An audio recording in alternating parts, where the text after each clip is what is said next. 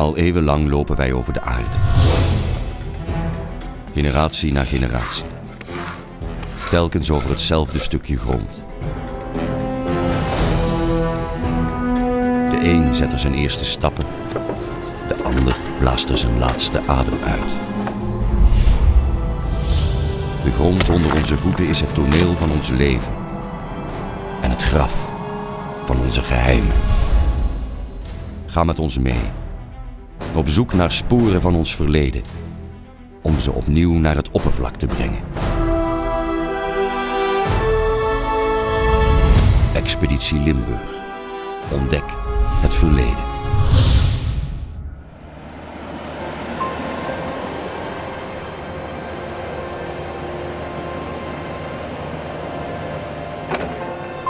In het Zuid-Limburgse Voerendaal is een team van archeologen bezig met een opgraving. Ger Hoebe neemt een kijkje. Gerard, wat zijn jullie aan het zoeken? Wij hopen hier de Romeinse weg te vinden. En welke Romeinse weg is dat? Dat is de Romeinse weg van Boulogne-sur-Mer naar Keulen. Dat is een hele belangrijke, hè? Dat is een belangrijke weg, ja. Het is de meest noordelijke oost-west-verbinding uit de Romeinse tijd. En waarom denk je dat die hier ligt? We vermoeden dit op basis van vooronderzoek, bronnen, kaartmateriaal en boringen. Zou die hier moeten liggen. Rond het jaar 50 voor Christus veroverde Julius Caesar geheel Noordwest-Europa. Inclusief het gebied dat we nu Limburg noemen. In de eeuw na deze verovering werd het nieuw veroverde gebied gekoloniseerd door de Romeinen. Een goed wegennet was daarbij van essentieel belang. Een van de belangrijkste wegen werd de Via Belgica, die van de Franse zeekust naar Keulen liep en daarbij het huidige Zuid-Limburg doorkruiste.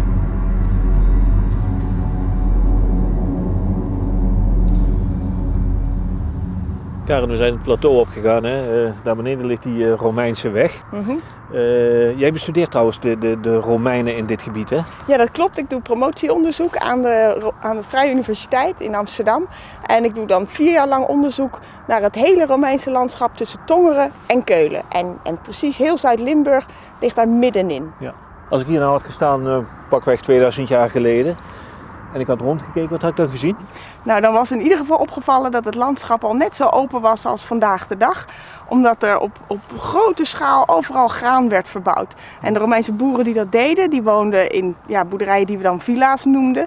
En die zag je hier overal. Een van de bekendste, die ligt hier vlak achter. Dat is de Villa van Voerendaal. Dat is een enorm ding met een façade van wel 100 meter breed. De meeste villa's die waren een stuk kleiner. Zo'n beetje tussen de 20 en de 40 meter. Maar die hadden wel allemaal mooie witgekalkte muren en mooie pannendaken. En eigenlijk overal waar je nu kijkt, in de verte, op het plateau daar en hier, overal waren van die villa's. Zoveel, ja? Ja, echt in een dichtheid waarschijnlijk van 1 per vierkante kilometer. Lagen die villa's niet net aan die weg? Nee, dat wilden ze juist liever niet. Want in de Romeinse tijd werd de weg vooral ook gebruikt door ambtenaren. En die hadden het recht om onderdak gratis te krijgen bij gebouwen, dus huizen die vrij dicht bij de weg lagen. Dus dat wilde je liever niet. Dan werd je in de voorkamer geplunderd. Ja, precies. Dus die bleven liever allemaal op gepaste afstand. Minstens zo'n 1000 meter van die weg. Nou zeg je dat hier op het plateau ook van die Romeinse villa's stonden, kleine. Ik dacht dat hier net wachttorens stonden. Nee, kijk, wachttorens, dat is op dit moment sowieso maar de vraag of die echt zo bestaan hebben. Waren het niet gewoon een soort van veilige burchten voor villa-eigenaren in de laat-Romeinse onrustige tijd. Maar goed, er zijn nog altijd mensen die zeggen dat ze gevonden hebben. En een van die mensen, dat is de pastoor van de kerk van Klimmen die je hier achter ziet. En hij zegt dat de kerk gebouwd is op het fundament van zo'n wachttoren. Dus dat is wel heel interessant.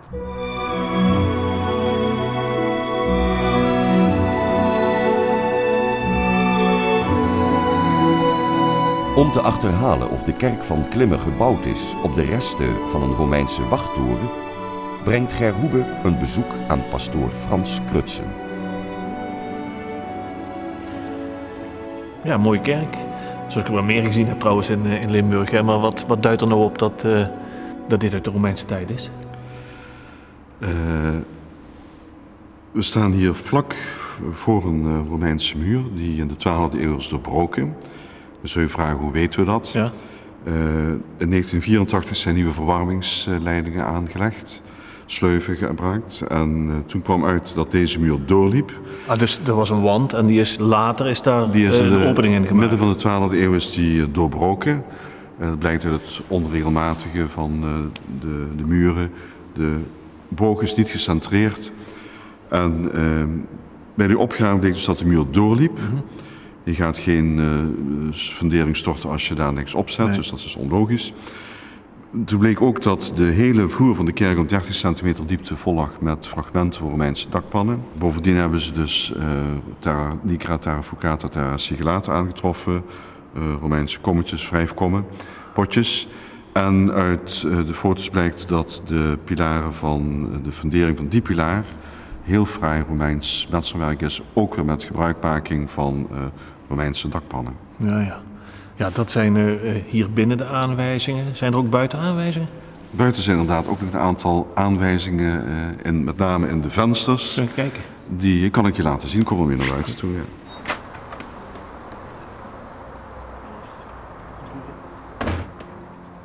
Dus hier buiten zijn ook kenmerken te zien van die Romeinse tijd? Ja, er zijn verschillende kenmerken te zien. Als je naar de ramen kijkt, dan zie je in de boogjes boven allemaal rode streepjes. Dat zijn weliswaar vervangen door kuipers, maar aan de andere kant van het schip zitten nog de oorspronkelijke Romeinse tegels daarin. Bovendien rechtsonder zie je een hele grote zware blok Nivelle zandsteen. Ja? Dat is ook volgens mij herbezigd materiaal. En er zijn nog verschillende dingen in het gebouw. Maar van de andere kant, het zou toch kunnen zijn dat er in de Romeinse tijd hier in de buurt een gebouw gestaan heeft, dat er puin is geweest en dat puin gebruikt is bij de bouw van de kerk, later.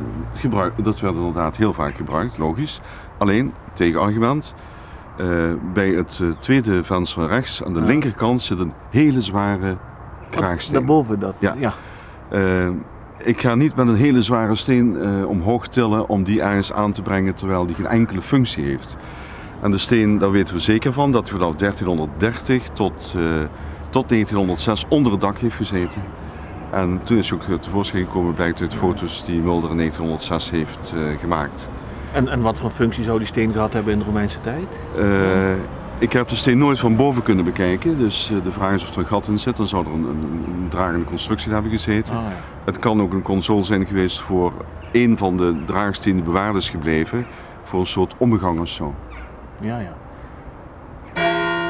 Dus het staat er al sinds die Romeinse tijd. Ja, de stelling is dus, het is een hele boute bewering. Dan zou het uniek zijn in West-Europa, het platteland. De stelling is dat het schip van de kerk vanuit de funderingen tot aan de daklijst, die van rond 1135 is, Romeins is. Ik daag iedereen uit om het tegendeel te bewijzen. Op de Goudsberg bij Valkenburg is in het begin van de 20e eeuw een Romeinse wachtpost gevonden. Heeft pastoor Crutsen gelijk? En heeft er in het nabijgelegen Klimmen in de Romeinse tijd ook een wachtpost gestaan? Kijk, het gaat hier steil naar onder, dus de kerk ligt echt op de rand van een plateau. Bovendien, je hebt als je dus een geweldig uitzicht, je kunt heel ver kijken. Dus je kunt alles goed in de gaten houden? Alles goed in de gaten houden. En het is goed verdedigbaar? Het is goed verdedigbaar en het ligt ook nog eens een keer langs een Romeinse weg. Nou hebben we een heleboel argumenten die er dus, die uw stelling zeg maar ondersteunen, dat dit gebouw al stond in de Romeinse tijd. Maar hoe kunnen we het nou bewijzen? Helemaal bewijzen door de kerkvloer open te maken, archeologisch onderzoek, zou ik ook voor zijn. Ik ook. Een andere mogelijkheid is een bouwhistoricus vragen. Maar voorlopig de tweede keus, maar ik ken een bouwhistoricus, Koen Egge. Komen later. Dit is hem. Jullie hebben hem gevonden, hè? Ja, de Romeinse weg. Geweldig. Hij is opgebouwd uit lagen. Ja. Marlien, wat zien we nou allemaal? Ja, dan kan je best beneden beginnen, want hier zit je in de natuurlijke ondergrond, de natuurlijke lus. Ja. Je zit hier in een klei-inspoelingslaag, een klei-uitspoelingslaag. Dit is een heel compact leemlaagje met mangaanbandjes en roestbandjes. En het is vanaf hier eigenlijk dat je in de Romeinse weg terechtkomt. Eerst heb je een laag met veel mergelstenen in. En vanaf hier tot hier zit je in een aantal grindlagen. Dat is de Romeinse weg en die is dan later door colluvium afgedekt en die heeft het goed bewaard zodat we het nu mooi kunnen optekenen. Hè. Deze laag, daar hebben die Romeinen over gemarcheerd? Ja, hier, maar ook hier, want het is de weg, maar hij bestaat uit verschillende fasen. Mergel, ja, dat komt van hier uit de buurt natuurlijk. Hier vlakbij is ook een groeve voor kunraden Ja, stenen. als ze niet te ver moesten voor een bouwmateriaal, ja. Dat zou je zelf zijn, hè? Ja, en hij loopt helemaal bol. Ja, dat klopt. Dat hebben ze expres zo gedaan om een goede afwatering naar de zijkanten te zorgen. Kijk, hier begint het. 1, 2, 3, 4, 5, 6, Allah. 7 meter breed. Ja, en dan zie je enkel het verharde wegdek, want de weg bestaat ook uit onverharde delen en begeleidende langschreppels. Dus in totaal kon die goed 20, 25 tot zelfs 50 meter breed zijn. Maar ja, dit was ook een hele belangrijke, hè? Ja, de verbindingsweg van Boulogne-sur-Mer in Frankrijk tot in Aken in Duitsland. Je hebt niet toevallig een muntje gevonden? Nee, we hebben het profiel wel afgepiept, maar er is niks uitgekomen. Ah, dan zou iets kunnen zeggen over de tijd. tijd, iets over kunnen zeggen over datering. We hadden gehoopt dat er meer houtskoollagen zouden inzitten. Die kunnen we dan bemonsteren voor C14-datering. Maar dat is niet het geval, dus... Is die er ook van? Die is eruit gevallen, ja. Ah, mooi. We doen ons best.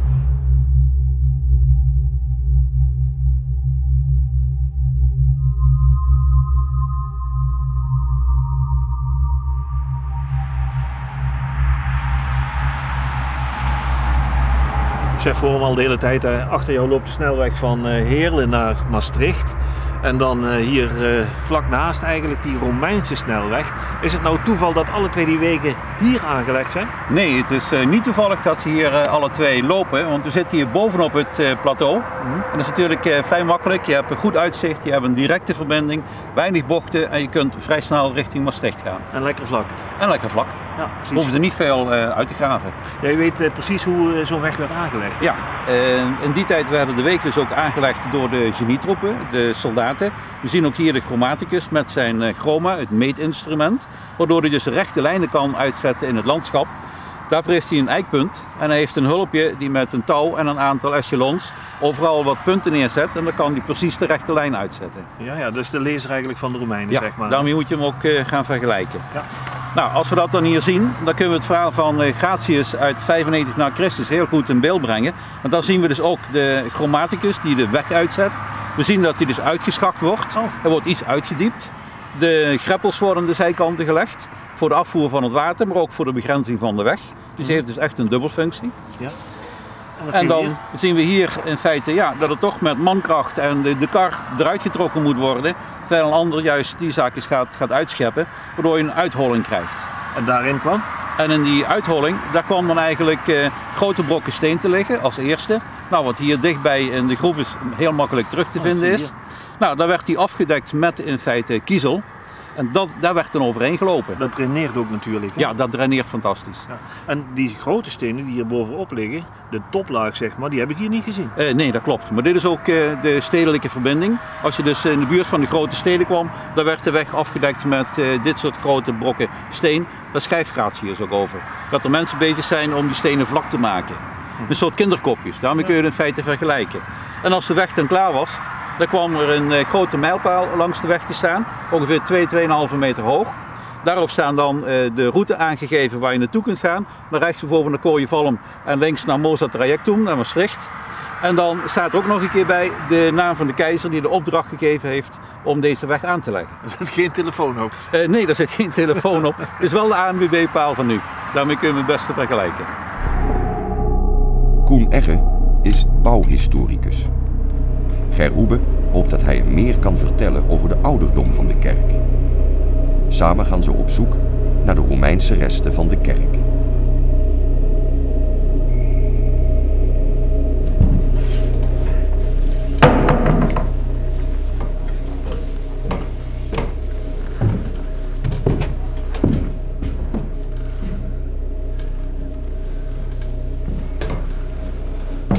Dat is graffiti, hè? Gekken en dwazen schrijven hun namen op. Vensters en glazen geloof. Graffiti hè, in ieder geval, maar wel van... Dat was stikvol mee, hè? Ja, alle wanden trouwens, zie ik. Tekeningetjes zelfs. Ja, Hoebe, daar, 1885. Een ruiter. Een ruitertje, een Spaanse soldaat. Kijk maar, pofbroek. Ja. Geweer over de schouder. Gekke helmpje. Auto. Jaartallen. Hier, 1711. 1673. Er is alles scheef hier trouwens, hè. Zo. 1673. Dat is oud, maar geen Romeins.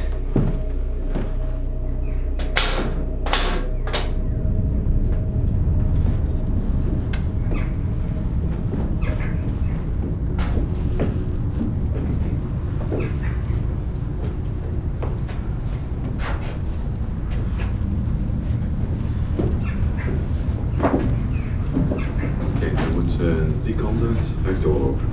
Ja.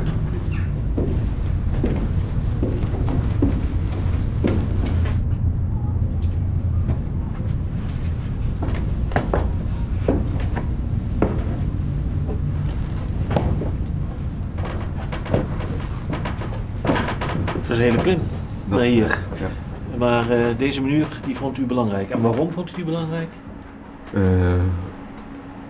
Voor mij is die tot aan de laag die je daar ziet, Dit hier, ja? is het onderste gedeelte Romeins. Ja. Zou natuurlijk onderzocht moeten worden door boringen en specieonderzoek.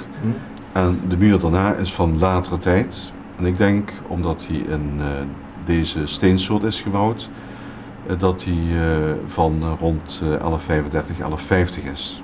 Oké. Koen, als bouwhistoricus kun je dat verhaal bevestigen? Nou ja, je weet niet of die Romeins is tot je dat onderzoek hebt gedaan wat net genoemd is. Wat zeker is, dat is dat de muur op een fundering staat die doorloopt en dat die bestaat uit materiaal wat we ook hierboven tegenkomen. En hierboven komt allerlei soorten Romeins bouwmateriaal in voor. Dat wil niet zeggen dat de hele muur uit de Romeinse tijd stamt. Hij kan dus ook in 1135 met ter plekke gevonden materiaal uit een Romeins gebouw opnieuw opgetrokken zijn. Dus het is, ondanks de forse klim, we kunnen geen definitieve conclusie trekken hier. Nee. Meer onderzoeken dus. Ja. Putje graven in de kerk. Je mag voor mij de hele vloer openleggen. Dat de Via Belgica 2000 jaar geleden door het huidige Voerendaal liep, staat inmiddels als een paal boven water. Of de kerk van Klimme in oorsprong een Romeinse wachttoren was, is een vraag die nog niet met zekerheid te beantwoorden is. En zo blijkt eens te meer dat de Limburgse geschiedenis nog vol vragen zit, waarvan sommige misschien ooit opgehelderd zullen worden, maar andere voor altijd een mysterie zullen blijven.